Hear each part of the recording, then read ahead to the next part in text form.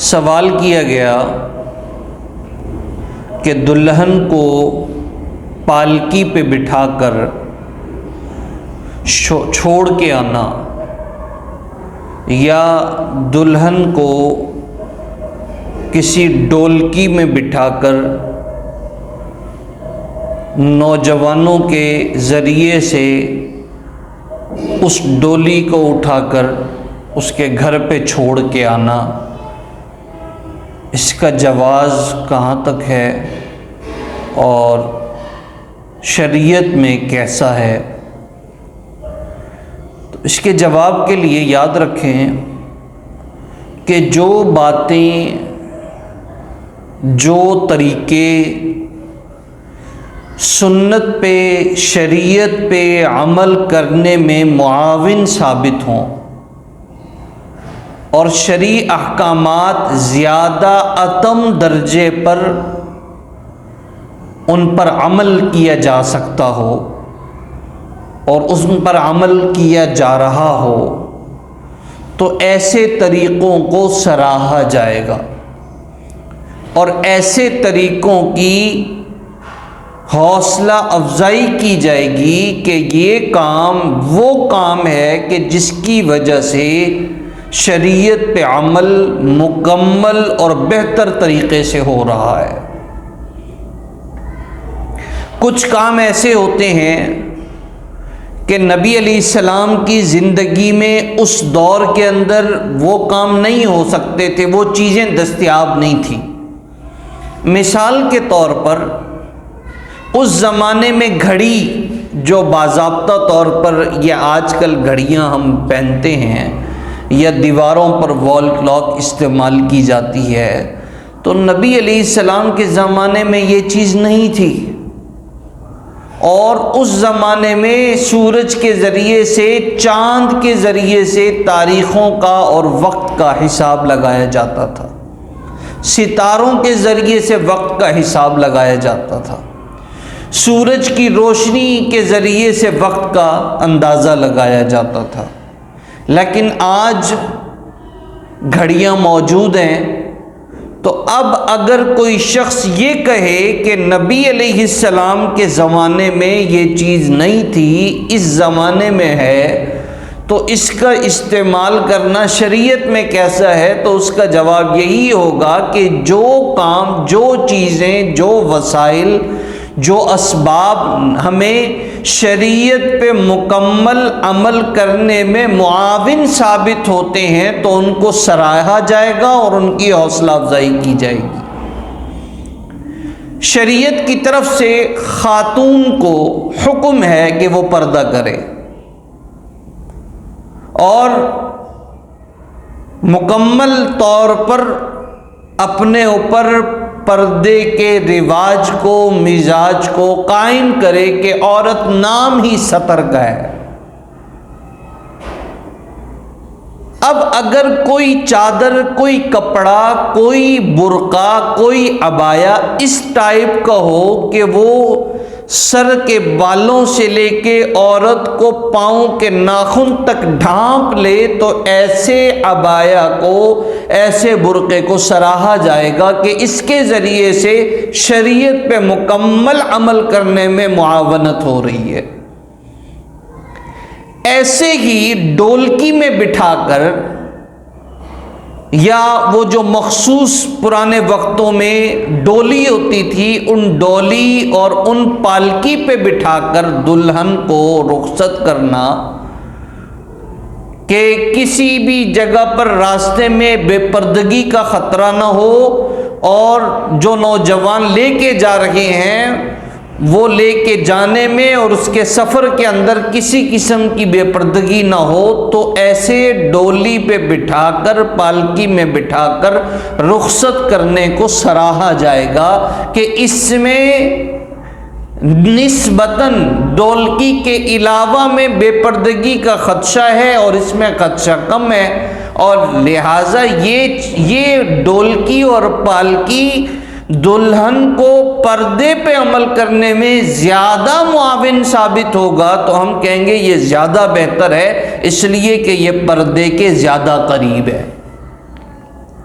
اور عموماً مسائل کے اندر جو باتیں، جو وسائل، جو اسباب ہمیں شریعت پہ عمل کرنے میں معاون ثابت ہوں گے تو ہم حتی الامکان ان کو سراہیں گے اور ان کی حوصلہ افزائی کی جائے گی اور کوشش کی جائے گی کہ ان پر عمل کیا جائے۔ نبی علیہ السلام کے زمانے میں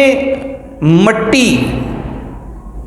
جہاں پہ دیکھا جاتا تھا کہ پانی نہیں ہے تو مٹی کو استعمال کیا جاتا تھا استنجے کے لیے، پاکی حاصل کرنے کے لیے، اور مٹی کو ہی اللہ نے پاک کرنے والا بنایا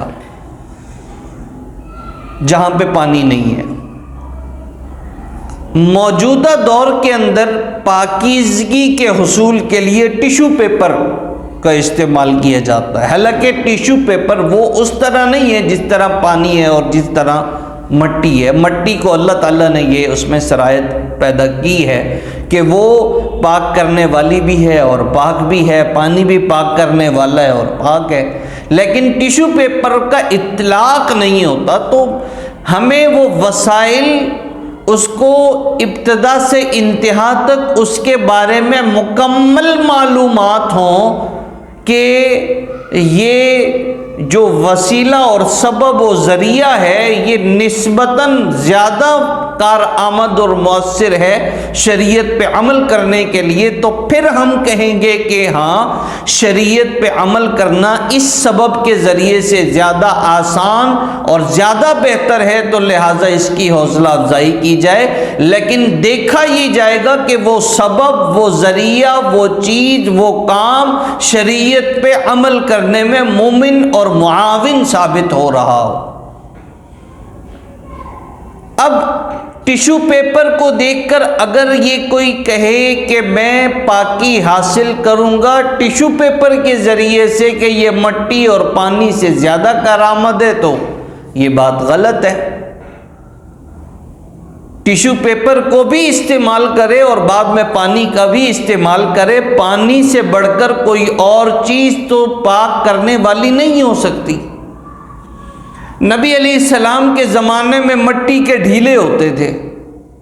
لیکن اس وقت مٹی کے ڈھیلے کا استعمال بتایا گیا تھا کہ اللہ نے اس میں وہ خاصیت رکھی ہے کہ یہ مٹی پاک کرنے والی ہے اور پاک ہے۔ لیکن جہاں پانی موجود ہو تو پھر مٹی کو ایک طرف کر کے ترجیح پانی کو دی جائے گی کہ پانی سے پاکی نسبتاً مٹی کے زیادہ ہو سکتی ہے۔ تو میں عرض یہ کر رہا ہوں کہ شریعت میں جو باتیں، جو وسائل، جو اسباب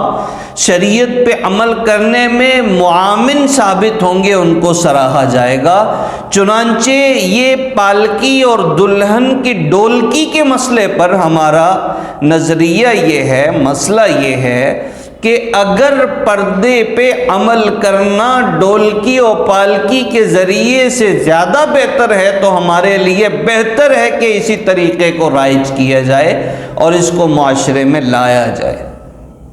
لیکن معاشرہ اس کو نہیں لائے گا۔ کبھی بھی ہمارے لوگ، ہماری سوسائٹی، ہماری ثقافت، ہمارا کلچر،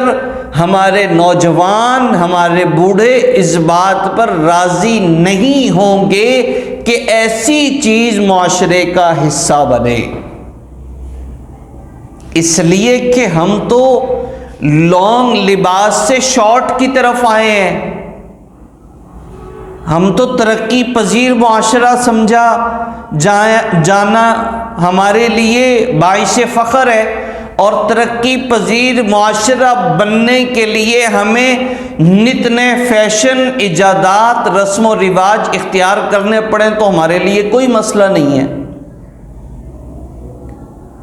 ہم یہ تو کریں گے کہ ہم عبایا کو کم کرتے کرتے کرتے اس مسئلے پر آ گئے کہ پردہ دل کا ہوتا ہے، پردہ ظاہر کا نہیں ہوتا۔ یہ باتیں ہمارے معاشرے میں ہوتی ہیں، اور ایک وقت میں جہاں حکم دیا گیا تھا کہ پردہ ہے، جس طریقے سے عورت کی ذات پردہ ہے، اس کی آواز پردہ ہے، اس کا نام پردہ ہے، آہستہ آہستہ جدت آئی، مصلحت آئی، حکمت آئی، چھوٹ آئی، اور دیتے دیتے کہنے لگے کہ اب جو ہے عورت کی ذات پردہ ہے، آواز میں کوئی مسئلہ نہیں ہے۔ وہ اختلافی مسائل ایک طرف، لیکن ہمارا معاشرہ پروموٹ کرے گا تو ایسے کاموں کو جو کام دین کے مخالفت میں جائیں گے، اس لیے کہ معاشرہ و کلچر تو ہمارا مغرب کی تہذیب پہ چل رہا ہے۔ ہمارا تعلیمی نظام مغرب کے نظام پر، جو ادارہ، جو انسٹیٹیوٹ نوجوان بچوں اور بچیوں کو مخلوط نظام تعلیم فراہم کرتا ہے، نسبتاً ان اداروں کے جن میں صرف الگ الگ نظام تعلیم ہے، لڑکوں کا الگ ہے، لڑکیوں کا الگ ہے، بچوں کا الگ ہے، بچیوں کا الگ ہے، تو اس میں ہمارے نسبتاً ہماری تعداد کم ہے، اور جو کو ایجوکیشن ہے، مخلوط نظام تعلیم ہے، اس میں تعداد زیادہ ہے۔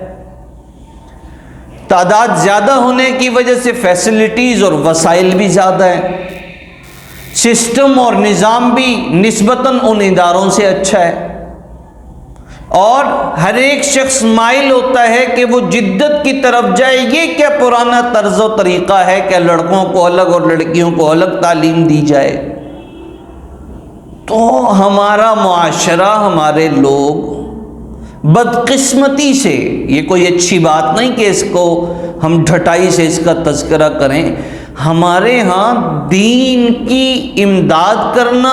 شریعت کو نافذ کرنا، اس میں محنت کرنے والے کم ہیں اور چھوٹ مانگنے والے زیادہ ہیں، کہ کسی طریقے سے ہمیں کوئی راستہ مل جائے کہ جس راستے پہ چل کر ہمیں شریعت پہ عمل نہ کرنا پڑے، اور ہمارا وہ مغرب کلچر جو ہم یورپ سے جن کو ہم دیکھتے ہیں، اپنے بچوں کو خود کو جس طرح بنانا چاہتے ہیں، ہم کسی بھی طریقے سے مسلمان بھی کہلائے جائیں، مومن بھی ہوں، کلمہ گو بھی ہوں، اور ساتھ میں یورپ کی تہذیب و کلچر پہ عمل کرنے والے بھی ہوں، ہم معزز بھی ہوں زمانے میں، اور اللہ کی نظر میں کوئی ایسی ٹیکنیک اور طریقہ مل جائے کہ راضی رہے رحمان بھی اور راضی رہے شیطان بھی۔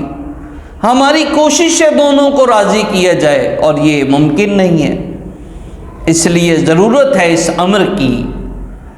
کہ اپنے خیالات اور نظریات کو شریعت کے مطابق اولاً تعلیم لی جائے، ثانیاً اس پر عمل کی کوشش کی جائے، اور اس پر عمل کو اپنی کامیابی سمجھا جائے۔